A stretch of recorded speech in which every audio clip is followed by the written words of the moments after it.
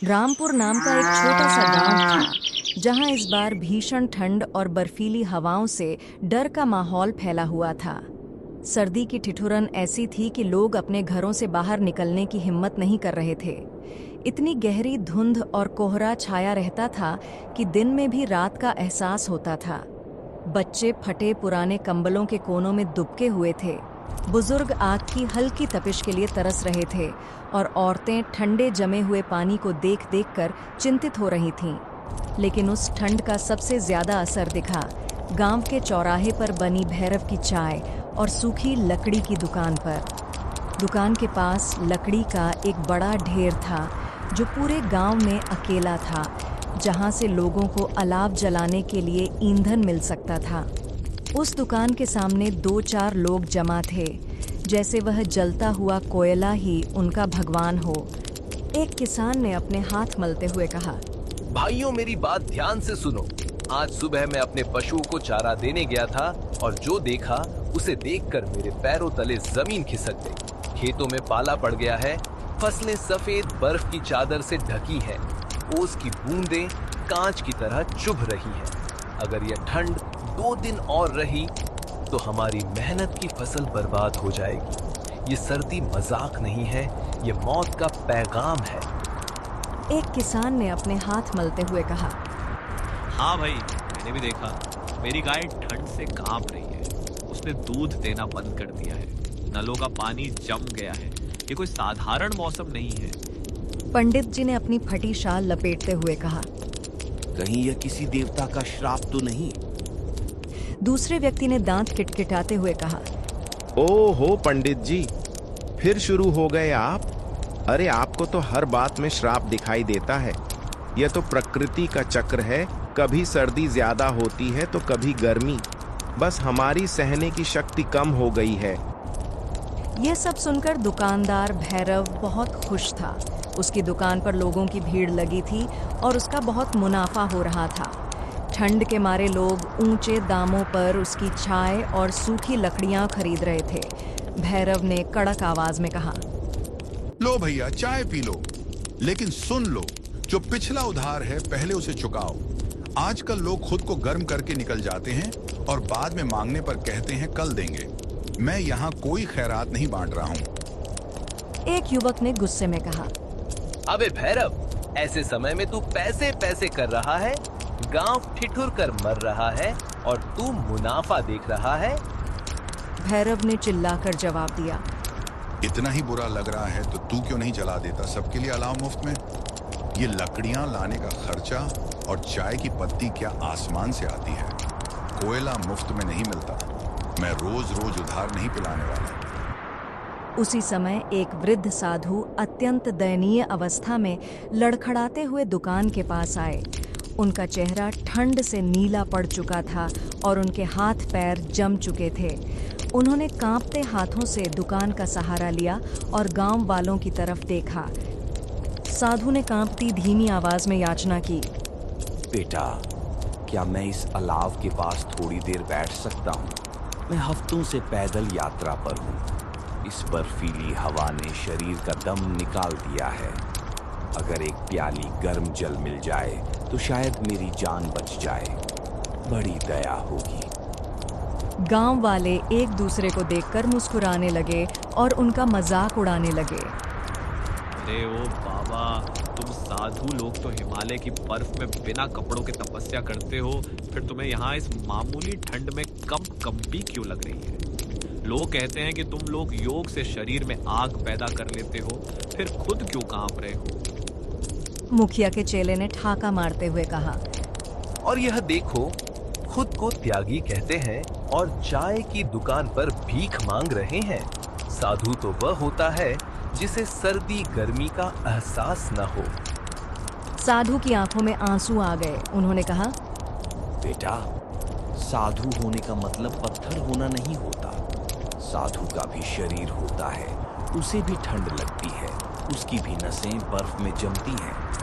मैं कोई चमत्कार दिखाने नहीं आया, बस थोड़ी सी गर्माहट मांग रहा हूँ।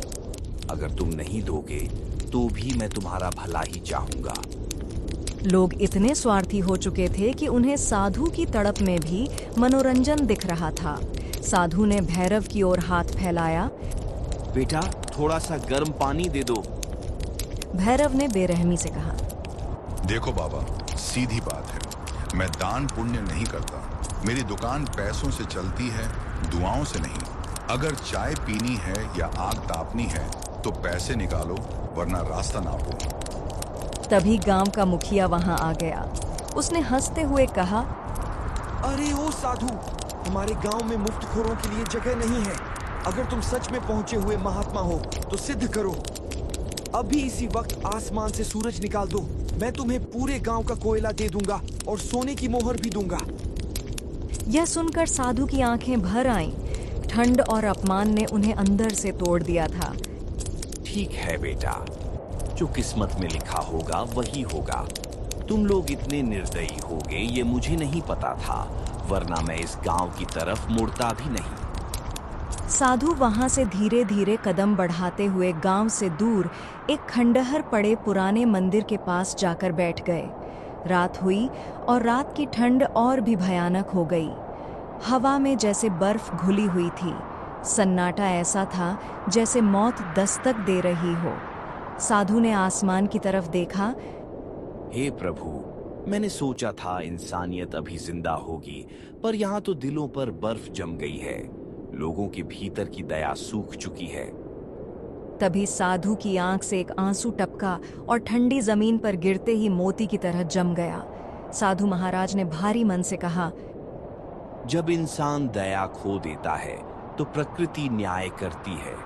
आज से इस गांव पर ऐसी सर्दी और ऐसी बर्फ बरसेगी कि तुम अपनी करनी पर पछताओगे।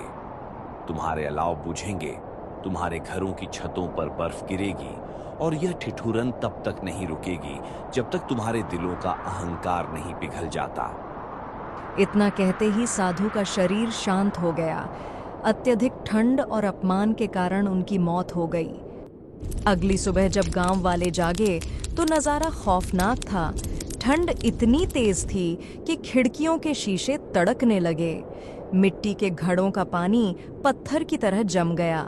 गांव में हाहाकार मच गया। सावित्री नाम की औरत रोने लगी। हे राम, मेरा बेटा बीमार है, उसे तेज निमोनिया हो गया है।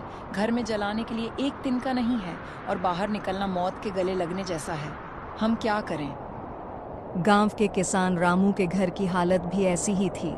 उसकी बूढ़ी माँ ठंड से तड़प रही थी। रामू भागकर भैरव की दुकान पर गया। भैरव भाई, माँ की जान जा रही है, थोड़ी सी लकड़ी दे दो, पैसे शाम को मजदूरी करके दे दूंगा। भैरव ने उसे धक्का दे दिया। अरे हट यहाँ से, मेरी दुकान की लकड़ियां गीली हो गई हैं, उनमें आग ही नहीं लग रही। जो थोड़ी बहुत बची है वह मैं अपने लिए रखूंगा। यहाँ उधार की कोई जगह नहीं है। रामू मुखिया के पास गया, पर मुखिया ने कहा, जब तक खेत गिरवी नहीं रखोगे फूटी कौड़ी नहीं मिलेगी।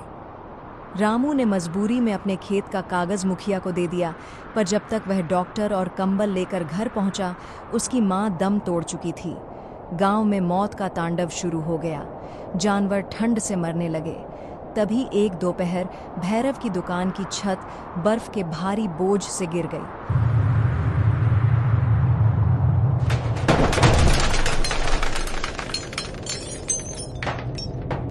देखते ही देखते उसकी दुकान, उसका भंडार और उसका सारा अहंकार मलबे में दब गया।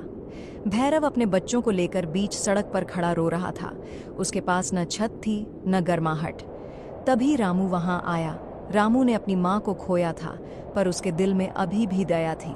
उसने अपने हिस्से का पुराना कंबल भैरव के बच्चों को दे दिया और अपनी झोपड़ी की थोड़ी सी सूखी घास जलाकर उन्हें गर्मी दी। भैरव रामू के पैरों में गिर पड़ा। मुझे माफ कर दे रामू, मैंने तेरी माँ को लकड़ी नहीं दी और आज तू मेरे बच्चों की जान बचा रहा है। हमें साधु बाबा का श्राप लगा है, हम सब अपराधी हैं। मुखिया भी वहां पहुंचा। उसकी पत्नी भी ठंड से बीमार होकर मर चुकी थी। सबको अपनी गलती का एहसास हुआ।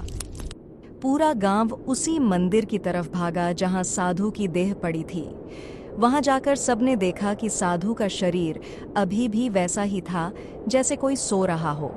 सबने मिलकर वहां हाथ जोड़े और फूट फूट कर रोने लगे। महाराज, हमें क्षमा कर दें, हम स्वार्थी हो गए थे। हमने ठिठुरते को सहारा नहीं दिया, इंसानियत का गला घोंट दिया। हमें एक मौका और दें। मुखिया ने रामू के खेत के कागज फाड़ दिए और अपनी तिजोरी के सारे गर्म कपड़े गरीबों के लिए खोल दिए। भैरव ने कसम खाई कि वह जीवन भर मुफ्त अलाव जलाएगा। जैसे ही सबके दिलों का अहंकार पिघला और सच्ची करुणा की गर्माहट पैदा हुई, साधु की आत्मा को शांति मिली। अचानक कोहरा छंटने लगा। बादलों के बीच से सूरज की सुनहरी किरणें निकलने लगीं और ऐसी गुनगुनी धूप खिली जैसी रामपुर में कभी नहीं देखी गई थी। ठंड कम हो गई, बर्फ पिघल गई, पर उस दिन के बाद रामपुर बदल गया। अब वहां कोई ठंड से नहीं मरता था और कोई किसी की मजबूरी का फायदा नहीं उठाता था। लोगों ने समझ लिया था कि असली ठंडक मौसम में नहीं, इंसान के बेरुखे व्यवहार और अहंकार में होती है, और असली गर्माहट दया और प्रेम में।